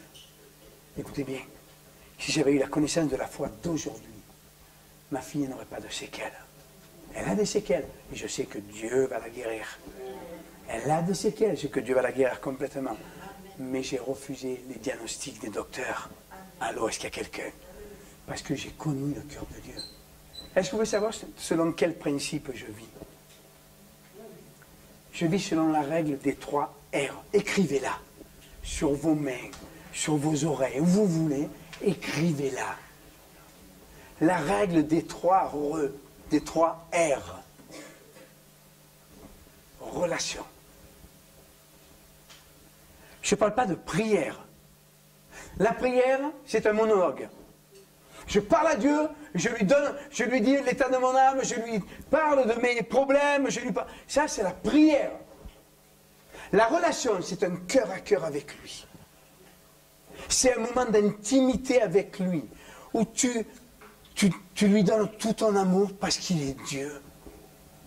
Pas parce qu'il t'a béni, parce qu'il est Dieu. Et alors tu lui dis que tu l'aimes. Et puis à un moment donné, quand tu as dit 100 fois je t'aime, tu ne sais plus quoi dire. Et c'est là que tu as commencé à Shabadabadabadako, Rabakarabai, Setekei. Et l'Esprit va venir. Et tu as une relation. Et dans cette relation, le Saint-Esprit va venir vers toi. Et il va t'apporter ce que Christ en réserve pour moi, pour toi. Tu vas avoir cette relation, cette plénitude que tu as dans la relation. Quand tu es dans la relation, il est dit que l'Esprit de Dieu va t'amener les choses à venir. Il va te dire les choses à venir. Ça s'appelle la révélation. 2e R, révélation. Dieu va te révéler dans la relation que tu as des révélations. Il va te faire des révélations sur ta vie, sur le besoin que tu as. Tu ne vas pas lui demander. Vous savez, Jésus dit, ne demandez pas. Ne demandez pas. De demander, c'est pour le jeune chrétien. J'ai une étude là-dessus. C'est pour le jeune chrétien. Il arrive à Dieu, il ne connaît pas Dieu, il demande. Demandez, vous recevrez. Mais quand tu grandis, tu ne demandes plus. Et tu dois arriver au stade où tu vas saisir des choses. Bon, je ne vais pas prêcher sur Fils de Dieu parce que ça ne va pas le faire. Quand tu as la révélation, il faut que tu marches selon cette révélation, selon le chemin que Dieu va, dans lequel va te conduire Dieu. Il va te donner une direction, quelque chose à faire. Ça peut être en pensée, ça peut être dans la parole de Dieu, ça peut être audiblement. Tu parles de 1000 manières. Et quand tu vas suivre la révélation, tu arrives au 3e R, qui est la réussite. Dieu est un Dieu de réussite. Je ne parle pas d'argent uniquement, je ne parle pas de réussite professionnelle uniquement. Toute notre vie doit être une réussite. Quand mon épouse, on a 42 ans de mariage. En 2004, on a manqué de divorcer. On s'est séparés. Mais on s'est tourné vers Dieu. Et aujourd'hui, on est ensemble, on s'aime plus encore aujourd'hui qu'au commencement. Pourquoi? Parce que Dieu nous a montré, nous a fait des révélations. Pas sur ce qu'elle était, pas sur ce que j'étais pour elle, sur ce que moi j'étais pour moi, sur ce qu'elle était pour elle. La révélation, c'est où est ta responsabilité? Et parce qu'on a suivi ces révélations et qu'on a fait abstraction de beaucoup de choses, alors il y a eu la réussite du mariage. Dieu est un Dieu de réussite. L'échec ne vient jamais de Dieu, mais il vient du diable à travers nous. Amen. Maintenant, est-ce qu'on n'a pas des échecs? On a tous des échecs. Et là, on ne va pas culpabiliser, parce que Dieu n'est pas dans la culpabilité. Il est dans la repentance. C'est quoi la repentance? C'est changer sa manière de penser. Changer de mentalité. L'apôtre Paul dit, ne pensez pas comme pense le monde. Je ne pense plus échec. Je pense victoire. Quand il vient une épreuve, qu'est-ce que nous faisons? Quelle est la première chose dans laquelle nous projetons? L'échec. Dieu n'est pas là-dedans. Je me projette dans la victoire. L'épreuve, je l'aborde en disant, Seigneur, merci, tu vas te glorifier. Merci. Vous avez des épreuves, on en a. Nous, dans le domaine financier, c'est un peu comme ont vécu le couple de Sergine et d'André. Des défis financiers, ils en ont eu toute leur vie, elle en a encore, la sœur. Nous, c'est notre défi de tous les jours, le défi financier. Nous, on n'est pas salariés. Et je ne veux pas être salarié. Il n'y a pas très longtemps, quelqu'un m'a dit, tu vas être salarié de ton église. Mais même pas en rêve, je vais être salarié. Je ne veux dépendre que de Dieu. Et on a des défis financiers. Le ministère coûte des dizaines de milliers par mois. Mais on se bat. Vous croyez qu'on se bat? On ne se bat pas. On laisse Dieu se battre pour nous. Je n'ai pas le temps de me battre. Je ne prie jamais pour mes finances. Jamais. Je dis, Seigneur, tu as dit, occupez-vous d'abord du royaume des cieux et de sa justice. Toutes choses vous seront données par-dessus. Alors, voilà les factures, elles sont sur mon bureau. Hein? Débrouille-toi, moi je vais m'occuper de ton royaume. Ce que je vous dis est très sérieux. Je ne prie jamais pour mes finances. Demandez à mon équipe. Je leur dis, on ne prie pas pour les finances. On prie pour que Dieu envoie les âmes. On prie pour que le corps de Christ soit restauré. On prie pour que les dons se manifestent plus. On prie pour qu'il y ait un renouveau spirituel en France. On prie pour que tout le monde puisse saisir le réveil qui est là, parce que le réveil, il est là. Je passerai du réveil, sur le réveil demain. Mais, j'ai dit, vous ne pouvez pas pour l'argent. Parce que si nous agissons, Dieu répond. Dieu répond. Est-ce que vous me suivez? Dieu est un Dieu de réussite. Mais ça, on doit la voir dans notre cœur. Dieu veut qu'on soit tous heureux. Tous! Pourquoi? Parce qu'il nous aime. C'est ce que j'ai dit à quelqu'un au téléphone, un serviteur de Dieu qui m'a appelé il y a quelques jours, il m'a dit, Christian, tu peux prier pour moi? Pour lui, c'est un très grand pas de faire, de m'appeler. C'est quelqu'un qui ne m'appréciait pas du tout, et qui, après, a commencé à un peu m'apprécier, mais opposition. Mais le Saint-Esprit lui a parlé, et pendant 3 jours, il a lutté. Le Saint-Esprit lui a dit, appelle Christian, il va prier pour toi. Et il est passé par-dessus son orgueil, il m'a appelé. Il a commencé à prier. Vous savez, cet homme est venu, et je l'ai décortiqué dans ma foi. Et je commençais à lui poser des questions. À lui demander, pourquoi? Tu crois que Jésus va te guérir? Oui, je le crois. Pourquoi il va te guérir? Mais il pourrait être un témoignage. Non.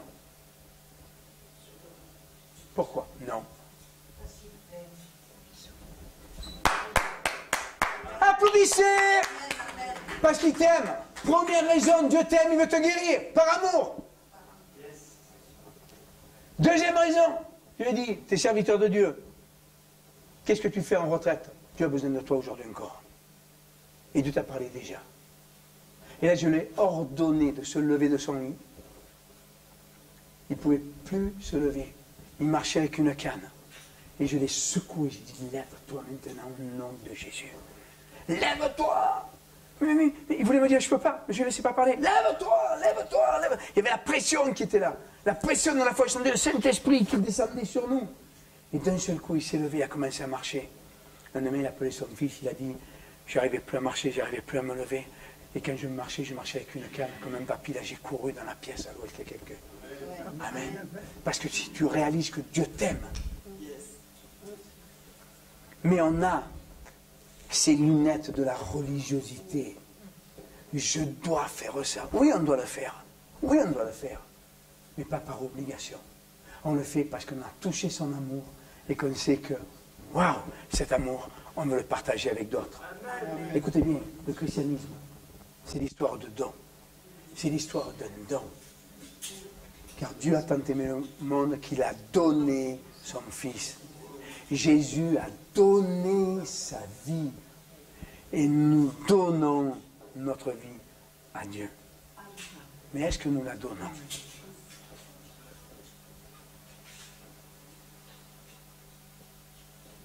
Donne-moi tes lunettes. Tu me les donnes. Elles seront à moi. Tu me les donnes. Tu me les donnes. C'est à moi. Tu me fais ce que je veux. Et pourquoi? Si tu es guéri. Ah! Et la foi, c'est appeler à l'existence des choses qui ne sont pas. Moi, si je veux les donner aux frères, j'ai le droit. C'est à moi. Je fais ce que je veux de ce que tu m'as donné. On donne notre vie à Dieu. Mais est-ce qu'on le laisse faire de notre vie ce qu'il veut? Ou est-ce qu'on va faire que ce que nous voulons faire? Vous savez, je croise tellement de gens qui ont des appels pour servir. Mais qui, parce qu'ils ne veulent pas obéir, ils restent assis sur des chaises. Mais les comptes seront demandés. Est-ce que vous me suivez? Amen. Est-ce que vous voulez rentrer dans cette dimension? Qui a envie de rentrer dans cette dimension, de recevoir, de réaliser, du moins, qu'il a reçu la nature divine? Qui a envie? Attention, on va baisser les mains. Parce que souvent on se lève à un appel parce qu'il y a un appel. Marche pas comme ça. Je veux. Si tu réponds à l'appel, c'est pour te mettre en marche dans l'appel. Parce que le diable, si tu te lèves, le diable va te voir. Dieu va te voir. Là, je vais inscrire. Il a pris, quel est ton prénom? Daniel a pris la décision de marcher selon les principes. Le diable va dire, lui il s'est levé là. Allez hop, ça devient une cible. Ascoltami. Ça devient une cible. Ça veut dire que tu prends l'engagement de répondre à un appel pour marcher dans l'appel que Dieu va te donner. Est-ce que tu me suis? Je ne parle pas de ministère. Je parle du fait que tu vas réaliser que la résurrection et la vie sont en toi, que tu vas tout mettre en œuvre pour que la résurrection et la vie agissent à l'extérieur. Comme Dieu le veut, quand Dieu le veut, avec qui Dieu veut.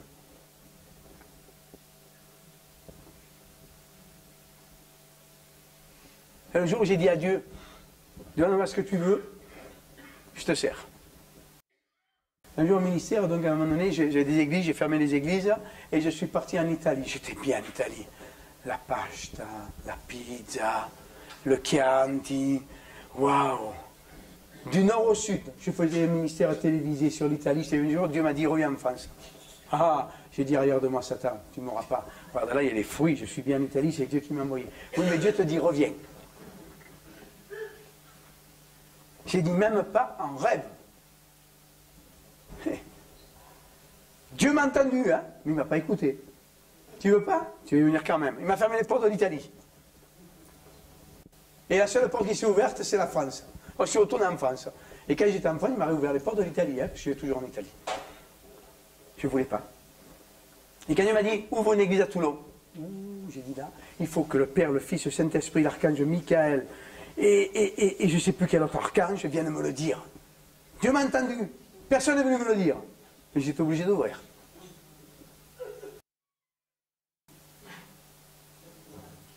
Parce qu'un jour, je lui ai donné ma vie. Un jour, j'ai répondu à l'appel, yes. Si tu te lèves à l'appel, je vais prier pour toi. L'onction va descendre sur toi. Tu vas recevoir. Mais attention, si tu reviens en arrière, le diable il va te mordre les fesses. Est-ce que tu me comprends? Il va venir te pincer. C'est bien rentré là? Moi j'aime bien faire des appels où les gens se lèvent. Je voudrais qu'il n'y en ait qu'un qui se lève et qui fonce, plutôt que tout le monde se lève et puis se rassoit et il ne bouge plus. Hein? Surtout qu'ici, je crois que vous avez besoin d'être un peu secoué quand même. Hein? Parce que... c'est compliqué, toi. Hein? Amen? Allez, on va baisser la tête. Et on va fermer les yeux. Allez. Fermez les yeux.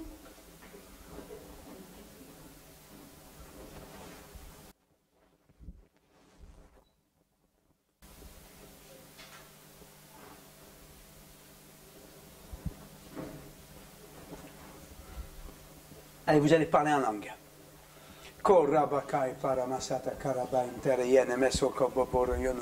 Changez l'atmosphère de la pièce. Rendez l'atmosphère du Saint-Esprit. Allez. Pas la langue, fort. Yo ramakede beriene mesonte karana inkaya raba sote kai berie. No maramase de geberi soto koro boyo no masere kei. Kai te maranaka indara yana masoro boyo no mariene mikiri biriano yo. Yene me sentene me sonta kababara ma intaraya. Warra ma yenkene me sonta ina kidi biriene soi. Warra ma yentene me kombarra ma yentori nakade. Ramayene me soria shuri kebri de kidi ma inkori baya. Soyez des guerriers dans la prière.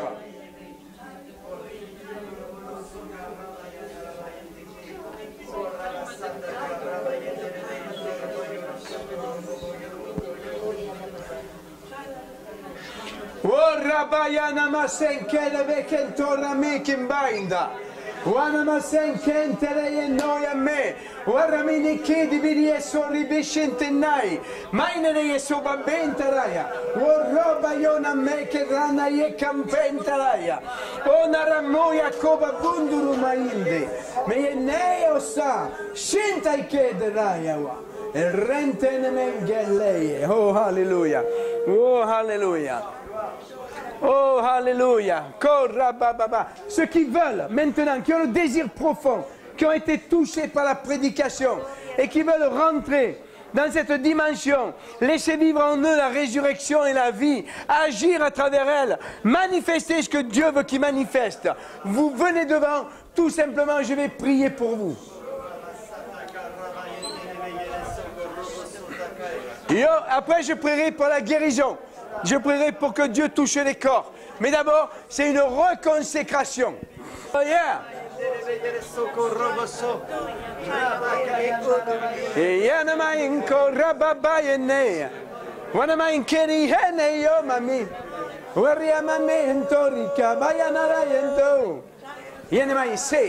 Oh yes, yes, yes, yes, yes.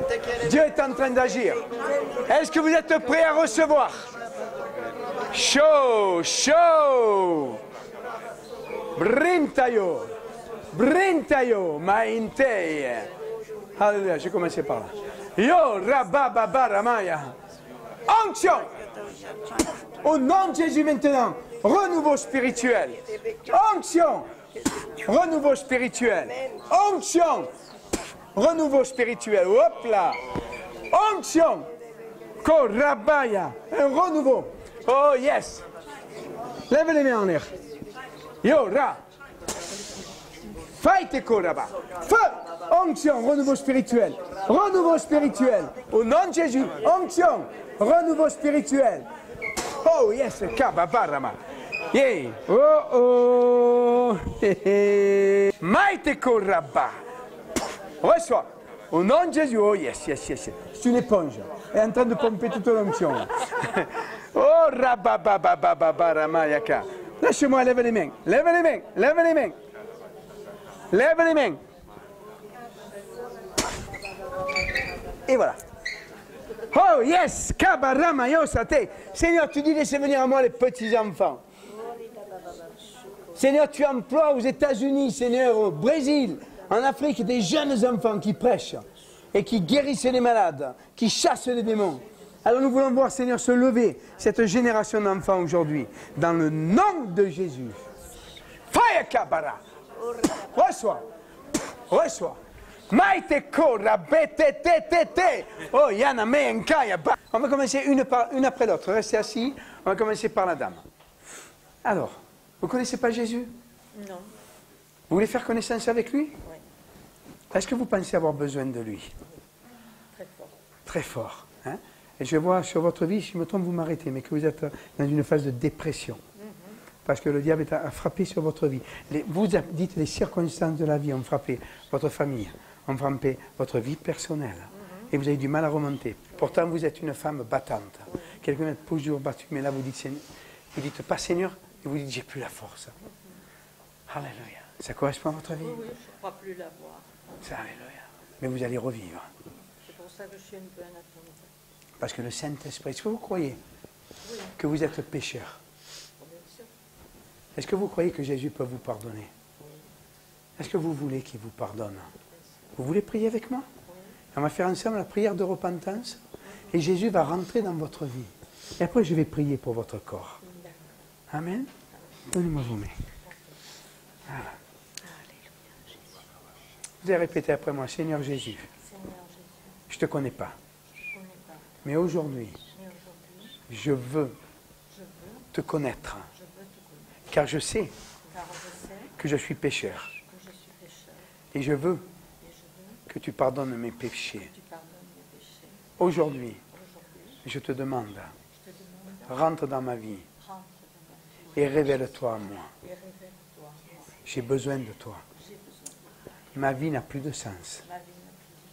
Mais toi, je sais que tu peux le faire. Seigneur, devant cette confession de foi, je proclame que les péchés de cette dame sont pardonnés et que sa vie devient une vie nouvelle. Respirez très fort. Dieu est en train de créer une autre atmosphère autour de vous. Et je proclame maintenant qu'elle t'appartient. Elle a fait un pas vers toi. Un souffle de vie sur sa vie. Au nom de Jésus. Amen. Votre vie ne vous appartient plus. Elle appartient à Jésus. Et ce que Jésus va en faire est quelque chose de merveilleux. Où est-ce que vous avez mal? Les épaules. Ok, on va commencer par les épaules doucement. Vous allez lever l'épaule droite d'abord, doucement. Et quand vous avez mal, vous me dites j'ai mal. Je veux voir où vous en êtes. Regardez tous. Voilà, là vous avez mal. Voilà, regardez tous. Mets-toi de côté, Tony. Mets-toi de côté. Voilà. De ce côté-là, comme ça. Voilà, au milieu. Voilà. Viens à côté de moi. Baissez le bras. Je vais voir l'autre bras. D'accord. Seigneur, ta parole nous dit que tu es le Dieu qui guérit. Baissez le bras. Le souffle de guérison est envoyé sur elle. Dans le nom de Jésus, j'ordonne au corps de recevoir la guérison. Et j'ordonne à l'arthrite, maintenant, de disparaître de ce corps. Que tous ces os, toutes ces articulations soient touchées dans le nom de Jésus. Et que maintenant la guérison soit totale. Regardez-moi. Et en même temps que moi, vous allez lever ce bras-là. Oh! Ah, Même pas mal. même pas mal. Waouh! Puis d'un seul coup, vous êtes allé tout seul. Hein? On va essayer l'autre bras. Amen. Waouh! Pas du tout mal. Vous pouviez le faire avant ça? Non. Non? Allez, faites comme moi. Allez, plus vite. Encore plus vite. Laissez-le. Allez, hop, on y va. Est-ce que vous avez mal? Non. Allez, on fait comme moi. Là. On y va. Voyons. Ah, vous ne savez pas le faire, ça. De mon côté, voilà. Devant et derrière. Devant, derrière. Waouh! Allez, l'autre bras. Devant, derrière. Devant et derrière. Faites-le mouliner. Voilà. Est-ce que vous avez mal? Pas du tout. Ça veut dire quoi? Que Jésus m'a aidé. Que Jésus l'a guéri. On applaudit le Seigneur. Gloire à Dieu. On fait les genoux la prochaine fois? Oui, un genou. La prochaine fois ou maintenant? Oui, non, si vous le faites maintenant. Maintenant, c'est mieux. Hein? Seigneur, nous prions dans le nom de Jésus. Et j'ordonne maintenant à son arthrose, à l'arthrite, maintenant, de disparaître. Mettez le pied droit. Mettez-le comme ça. Encore. Voilà. Là, un peu plus. Voilà. Regardez-moi. Vous allez lever le genou. Tiens-le de l'autre côté pour pas qu'elle tombe. Baissez-le. Levez-le. Regardez-moi. Baissez-le. Levez-le. Baissez-le. Levez-le. Chaque fois moins de mal. Baissez-le. Hein? Chaque fois moins de mal. Moins mal. Allez, on y va encore. Au nom de Jésus, il est écrit, continuez. Par les meurtrissures de Jésus, nous sommes guéris. Seigneur, c'est toi qui guéris ce genou. Au nom de Jésus. Allez, levez-le, bougez plus. Allez, hop. Est-ce que vous avez mal? On vous tient. Non, mais pas du tout. Pas du tout. Ok. Allez, vous allez la tenir et vous allez faire comme moi. Vous allez vous baisser. Levez-vous. Baissez-vous. Levez-vous. Baissez-vous. Ça, c'est le manque de... Levez-vous. Baissez-vous. Est-ce que vous arriviez à faire ça? Non. Est-ce que vous avez mal? Non, non, pas du tout. Gloire à Dieu, on applaudit le Seigneur. Alléluia. Gloire à Dieu. Soyez bénis. Merci. Allez vous asseoir. Pourquoi je fais une démonstration? Alors ça choque beaucoup de gens. En disant, il n'y a pas besoin de faire des démonstrations. Mais je suis désolé, relisez votre Bible Jésus faisait des démonstrations en permanence. Il n'amenait pas les gens dans un coin caché pour faire des guérisons, personne ne doit le voir, non. Il le faisait devant tout le monde pour que la foi grandisse. Amen.